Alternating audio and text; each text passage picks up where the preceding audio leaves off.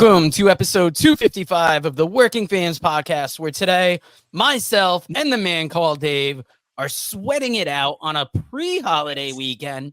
It's kind of weird with 4th of July being next Thursday. I don't know. When is the holiday weekend? Is it the weekend before? Yeah, so I think it's the weekend after. I think it's for me, that's my guess, is we're going to probably see business on Monday. They're probably going to have us out on Monday, Tuesday, Wednesday, and it'll be that Thursday with holiday. But I still imagine we're going to be busy that weekend. I expect people to be doing things that weekend. Yeah, July 4th holiday, huge.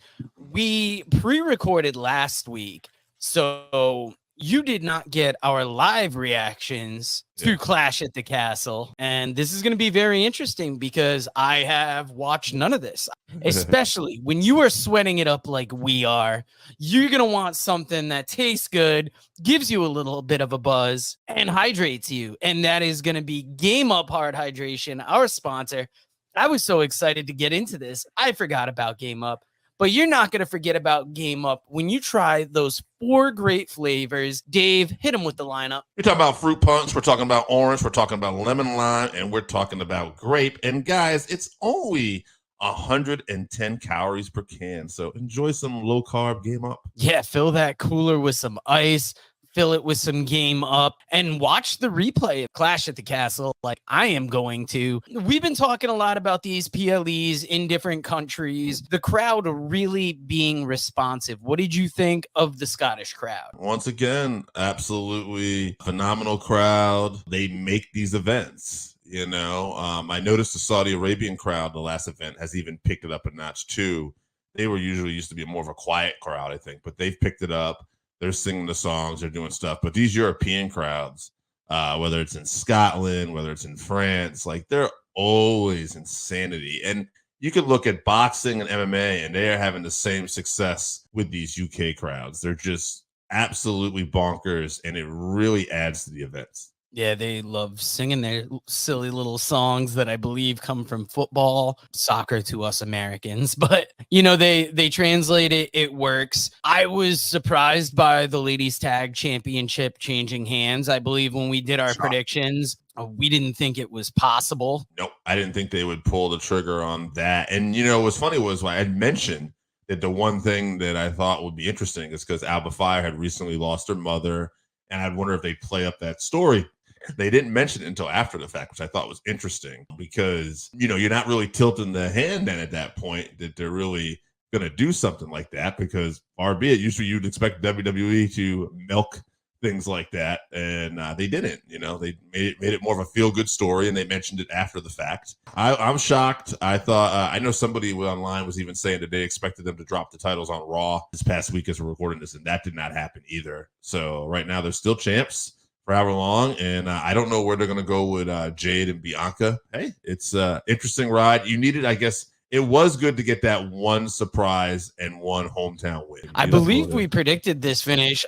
I can't remember exactly what we said, but it seemed like a coin flip whether Drew was going to win or not. But it looks like they're pushing forward the CM Punk storyline. Yes. Interesting that this past week on Raw, Drew McIntyre trying to make us believe he is quitting WWE. Where do you think you actually had predicted that Punk would screw him. I said that's definitely a possibility. I was hoping they'd actually put the title on Drew just because he's been screwed over so much that it almost is ridiculous at this point. But they went with that. Interesting moment in this match I'm going to talk before we get into this because obviously you didn't see it. One of the things that happened too was Damian Priest goes for a dive. His foot gets tangled in the ropes, right? In the first minute or two of the match. They can't get him untangled. The ref can't get him tangled. He can't untangle himself. Drew has to actually come over and untangle him. And to Drew's credit, he says, I can't win the title if he's tied up. And he makes sure everybody hears him. And I thought that was pretty slick and very good. And Priest had some issues with the leg, and he worked it into the match. And they sold the knee and they sold the leg. And I think he's going to be fine, but there was an issue with it. Hats on those guys for pulling that together. The way Punk came out, everybody loved it because you couldn't really even see him. And you just hear Michael Cole go, here comes, we got a referee coming out. And they never get the close up. Right away, I knew. I'm like, fucking Punk, and then he's going to count that too. And they're purposely not showing you the face. And then the ref just stops and you see Drew stare at it. And I thought it was well done. And Drew goes to choke him, and then Punk just kicks him in the balls. I just wonder, I believe Punk is supposed to be the babyface everywhere else, and I just thought he went really hard as a heel here. Like, I mean, you basically kicked the hometown hero in the balls to cost him the title. So I am curious to see where this goes, but everybody is doing a great job, and everybody has my interests. I don't believe for a second Drew is obviously quitting, but as we record this, CM Punk is set to be on SmackDown tonight. I believe they're teasing that he's going to announce that he's medically cleared and will be back on Raw.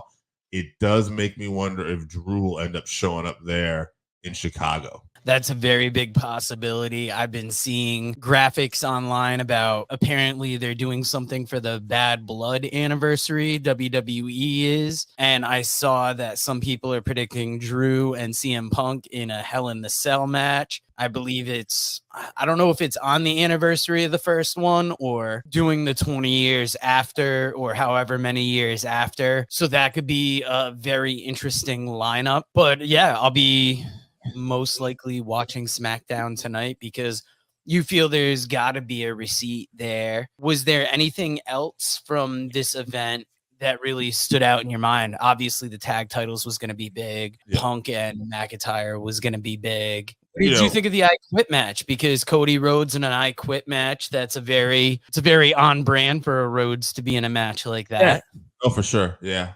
I love the commentary for this match and how they brought up AJ Styles was actually 4-0 in I Quit matches going into this.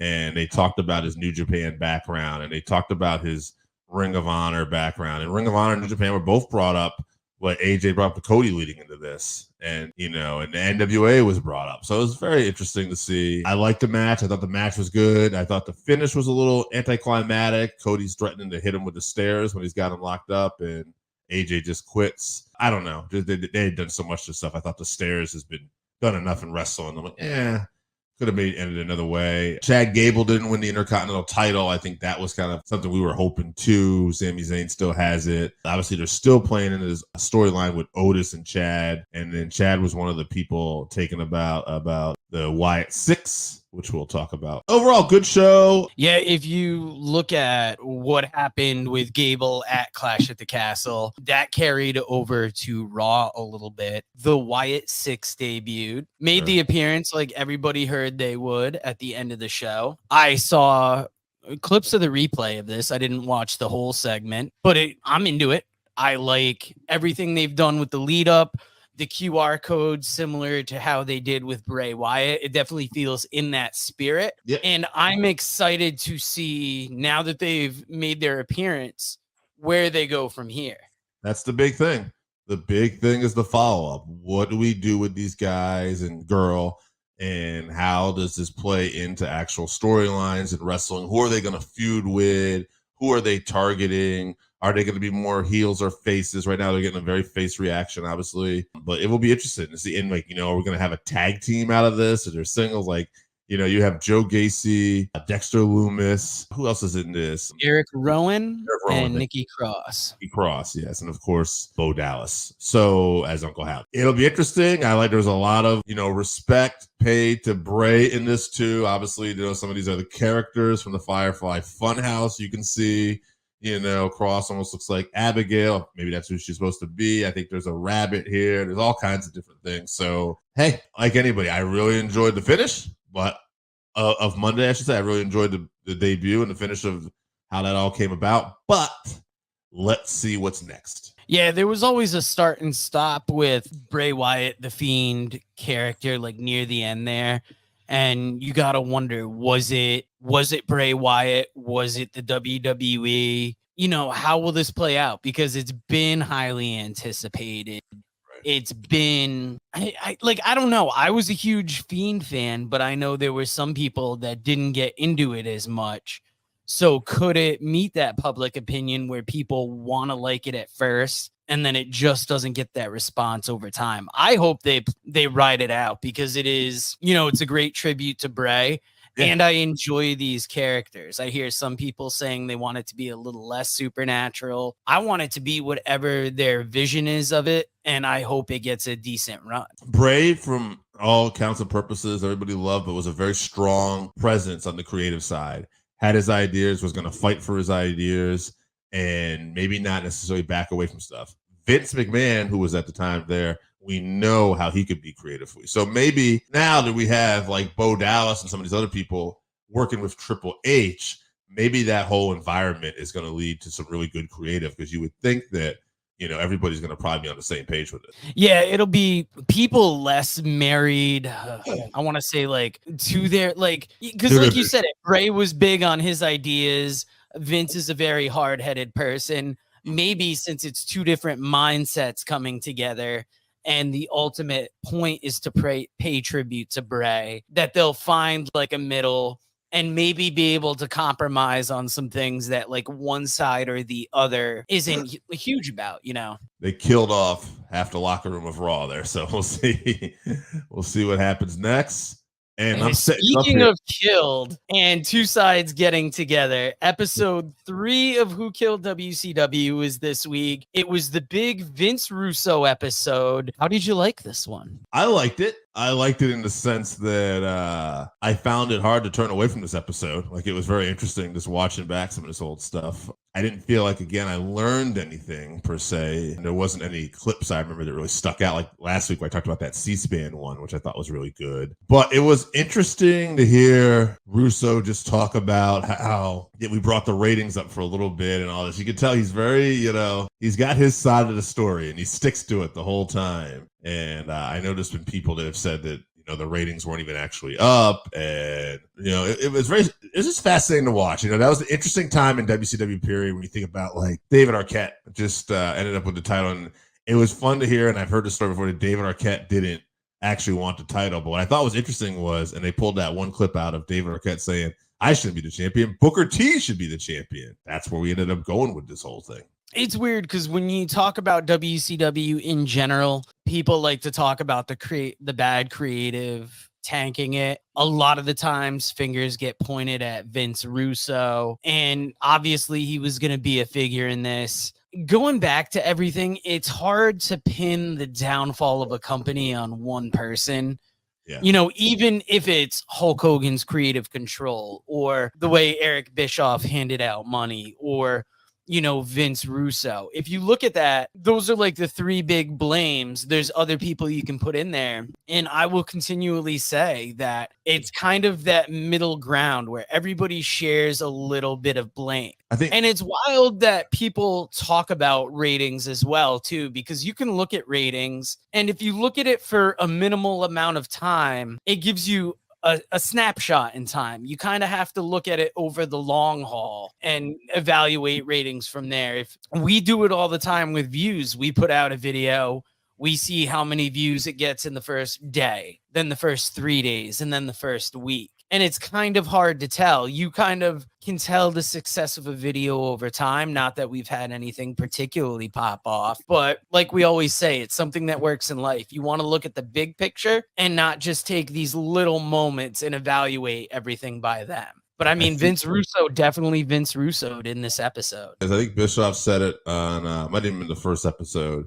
I think he kind of got it right. He said overall death of WCW was probably death by 1,000 cuts. Like there's a lot of blame to go around everywhere. Yeah, we have one more episode left of this where I believe everybody is going to get asked who killed WCW. And that's very interesting to me to see who everybody believes killed it, you know, or who people are going to place blame on. We already know who Bret Hart's going to say, so that'll be very simple. I mean, the one thing that this show really makes me miss is WCW and like the good years of WCW. For me, prime WCW was like just before Nitro. Obviously Nitro was great and really blew things up, but like those Saturday night shows with the Hollywood Blondes, where you had the Dangerous Alliance, you had Ron Simmons winning the title, you had Vader, Sting in his prime. Like those are the times I really miss. And this show is weird because it feels like grandma died and now everybody is fighting over her belongings and like who didn't take enough care of grandma. And it's like, it's almost like we're not mourning what we lost, and we're kind of, it's all about pointing fingers now. I've been watching some WCW from 1990 lately, and it's interesting to see that time period because there's a lot of good wrestlers, but they would occasionally just do some silly things. Like I'm watching Capital Combat, which you might remember is where RoboCop showed up, right? And they have a strap match with the Rock and Roll Express versus the Freebirds on this show. And the Rock and Roll Express are coming out, and there's like a jukebox, and it's like they're riding in on a jukebox, and I'm like, this is fucking stupid, right? I watch this, but I'm like, man, the wrestling is so good. Like you have the Freebirds versus the Rock and Roll Express. You have United States tag titles with a young Brian Pillman and Z-Man defending the titles against the Midnight Express, and the Steiner brothers defended against Butch Reed and Ron Simmons, and it's just like. There's just so much talent on this roster, and guys like Bam Bam Bigelow will show up for a pay-per-view match, and Tommy Rich and Mike Rotunda's there, but he's wearing like a captain hat because he's a sailor apparently now. But it was just nice having good quality wrestling, and growing up, it was nice to have that solid number 2 promotion where you had all these shows like on TBS and everything you could watch. Oh yeah, my Saturday wrestling would be WWF in the morning and then WCW at night. And some of like my favorite memories around that time are just like smelling the grass getting cut during the summertime or smelling the fresh cut grass. And I'm just sitting there watching WCW, and it really brings me back. And like, there are silly things that happen. Part of it is them wanting to compete with WWF.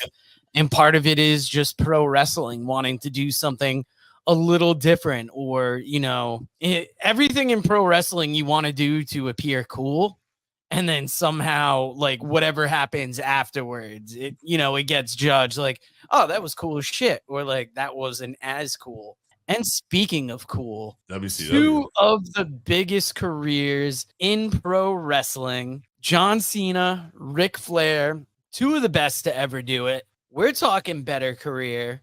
And this is interesting because Ric Flair still got to be my favorite all-time wrestler. Right. But the more wild shit that he does in his life makes me, I will look at his career different, because I don't look at it necessarily really, really bad, but it's like the fight at the pizza restaurant recently. It just takes Ric Flair down another peg, and you're like, oh man, you're the best to ever do it. Why do you got to be this wild? And then on the other side of it, you see John Cena, who had a great career and is like the consummate professional. Yep. Like, I don't know. Did you ever see the Bad Friends episode right after Ricky Stenicki came out, where it was John Cena, there was a comedian, and there was the dude from the Iron Claw who played Kevin that I can't remember his name right now. Zach Braff? No, Zach. It's not Braff, because Braff was in Garden State. No, yeah. He's also Zac Efron. Efron, yeah. But it was funny because there was one point where Bobby Lee made it very uncomfortable, and he asked John Cena, why am I not in this movie? Oh, yeah. And John Cena, like a professional, didn't miss a beat, said, well, that's above my pay grade. And, played it off well. Yeah. Where look at Ric Flair's recent podcast or I say recent, but it's within the last year, where on Kill Tony, Ric Flair appeared drunk and walked off because he didn't like people. He didn't like the way the roast was going. And I'm only bringing up these appearances because these are well after their in-ring career. If you're just viewing it on a career, since I've been talking so much, who would you give it to? That's so tough because it's kind of neck and neck, right? Yeah. Who's better in the ring, bell to bell? It's Ric Flair. It's not even close. Who's a better promo to me? Ric Flair. But here's the big thing. When you look at longevity and on top, that's where it gets interesting, because Flair's been on top for so long, but so has Cena. And there's the difference is, though, I just don't think we talked about, I guess, is Flair was like the guy at the number 2 company for a long time. And before that, he helped carry other promotions. And he was the number 1 guy for WWE for a cup of coffee. But Cena was like that generation's Hogan. He was that guy. He was that Austin. And he made all that money for a very, very long time. Part of me wants to say Cena, but I'd be lying if I'm not biased that, despite everything you mentioned about Flair, that's still the guy that wrestled Terry Funk. That's still the guy that wrestled Ricky Steamboat. And I just want to pick Flair because he's had such a long, great career with so many great matches. But if you tell me Cena, kind of hard not to argue that too. Yeah, I got to pick Flair for this just because, yeah, sure. Flair kills somebody with a car. I'm giving it to Cena. But right now, Flair is just enough in public opinion that it's hard not to pick him. I have like an 80+ disc collection of Flair matches. I bought 100-something disc collection of the Four Horsemen. And there's something longevity-wise about all those great matches Flair had. You think pro wrestling in the 80s, 90s, it's Flair. And I'll say this too. Flair has had quite the effect on like society and pop culture, where whether you're rappers or pro athletes, a lot of them imitate that kiss stealing, wheeling dealing, limousine riding, jet flying son of a gun. And I had a hard time holding these alligators down. Woo! Whereas, Big John, although he's got his fans, I don't feel he has that level of people, after all these years still trying to get his style. I'm not seeing the jorts. No offense to John. So I love John as a human being to do what he does and all the Make-A-Wishes and the phenomenal career that now he's translated into, on screen. Hats off to him as a all-around person. Probably going to be hard to beat John Cena. But we're talking just wrestling all time. I'm going to give the slight nod to Ric Flair. Do you think there's anything to how their legacies have been looked at afterwards? Or am I just reading too much into it that, all the things that have happened with Ric Flair afterwards have kind of damaged his legacy? I think the things that damage it the most is the coming out of retirements. Or the way he's handled that, because it's clear he doesn't want to get out of the game. But I mean, it's kind of sad to see that it looks like wrestling has passed him by. The last couple times on AEW didn't look like how I'm sure Ric Flair would like to come off looking. Doesn't help his legacy. I don't think it's still at that point where Flair is. I still think most people love him. I don't know if Flair fits in as well in today's wrestling fan base as he used to. The womanizing, heavy drinking guy might not be what a lot of these current fans gravitate to. That being said, again, such a legend in the ring, such a big personality, such a big persona, so consistent. As far as the retirements in and out go, not a fan. But then again, Terry Funk did it too, so it's kind of, and I love Terry, and there's nothing but respect for Terry all across the board. But wrestlers like to do that. Yeah, you were right about that. Now, guys, it is the dead of summer. It is getting busy for us. We pre-recorded last week. We pre-recorded this week. Even though we're pre-recording, we're trying to keep it somewhat topical for you. So for the next 2-3 weeks, we'll probably be a week behind. Our next episode, we're going to give you the Forbidden Door preview when in real time it's, God, I can't even do the math. It's this weekend. So you're going to get the preview after the show. You're going to get our review after it. That's how hard it is to keep it straight in our minds when we're doing it. Even though we're busy, we still want to give you quality shows. And if you're talking about quality, there is only one brand you are talking. If you haven't tried Game Up, then you are missing out. Imagine your favorite seltzer and your favorite sports drink had a baby, but it's way better than that. Each can is 110 calories, low carb, 4.9 ABV. It's a nice light drink that is not light on flavor. Game Up comes in fruit punch, orange, lemon, lime, and grape. Pick it up at drinkgameup.com or at your nearest liquor store.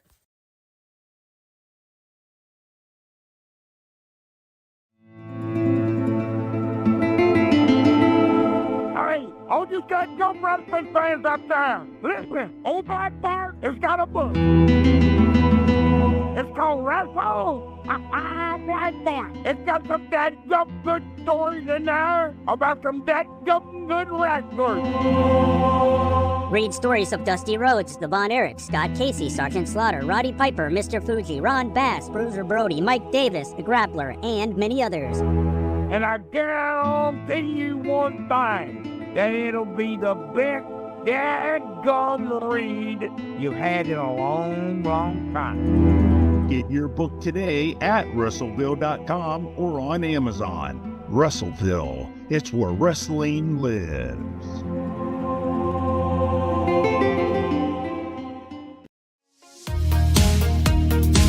Read about the Northern Wrestling Federation in the book presented by Russellville.com, The Pro Wrestling Vault, Volume 2. Hear the story of Roger Ruffin, the man who trained Carl Anderson, the Monster Abyss, Jordan Clearwater, Chris Harris, and Jillian Hall. Plus 45 other short stories, including Jazz, Bobby Eaton, Kamala, Thunder Rosa, Mario Mancini, Scott Casey, PJ Black, Kerry Morton, Sal Renaro, Jeremiah Plunkett, Colby Carino, Bam Bam Malone, and many others. Get your book today at Russellville.com. Russellville. It's where wrestling lives.